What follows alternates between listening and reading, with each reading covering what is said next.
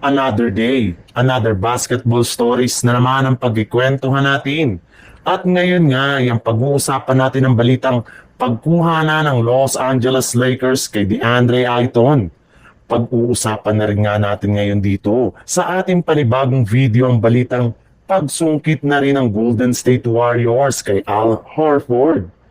Matapos nga ang ilang araw na paghihintay ay sa wakas, pumirma na nga ng 2-year contract si DeAndre Ayton sa kupunan ng Los Angeles Lakers ngayong araw matapos makumpleto ang kanyang waiver sa Portland Trail Blazer.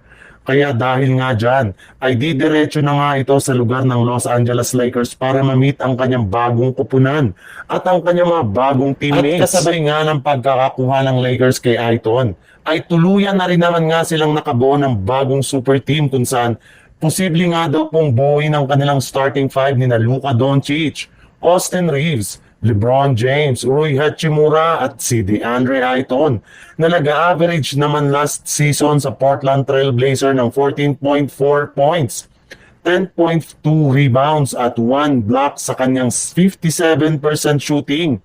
Kaya dahil nga sa ginawang ito ng Lakers ay marami nga sa kanilang mga fans ang sobrang natuwa dahil sa wakas ay magkakaroon na nga sila ng bagong sentro. Bagamat man nga hindi ito gaano kadominanteng maglaro sa ilalim ng basket, ay napaka-inconsistent pa ang performance ay malaki pa rin naman nga ang kanyang may tutulong pagdating sa rebounding, depensa at maging sa scoring next season. Sa ibang balita naman, dahil nga wala pang nagagawa na isamang trade o signing ngayon ang Golden State Warriors, ay puro mga pambabatikos ang natatanggap ngayon ng kanilang front office mula sa mga fans. Ika nga, tulog nga daw sa pansitan ngayon ng kanilang general manager na si Mike Dunleavy.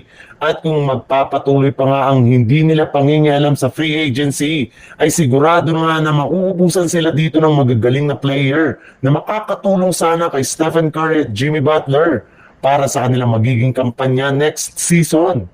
Pero hindi rin naman nga dapat mag-alala ang mga fans ng Warriors dahil gumagawa na nga ang paraan na ang kanilang general manager na si Mike Dunleavy para maituloy na ang kanilang pag-sign and trade kay Jonathan Kuminga ngayong off-season. May ilang mga teams na rin naman nga silang kinakausap kaya hindi na nga malabo na makagawa na sila ng trade sa mga susunod na araw. Pero habang ginagawan nga po nila ng paraan ng pag-trade kay Kuminga ay may lumabas nga na balita na binabalakan na rin naman nga daw ng team na kunin ang veteran big man na si Al Horford na siyang isa sa mga pinakamagaling na natitirang big man ngayon sa free agency.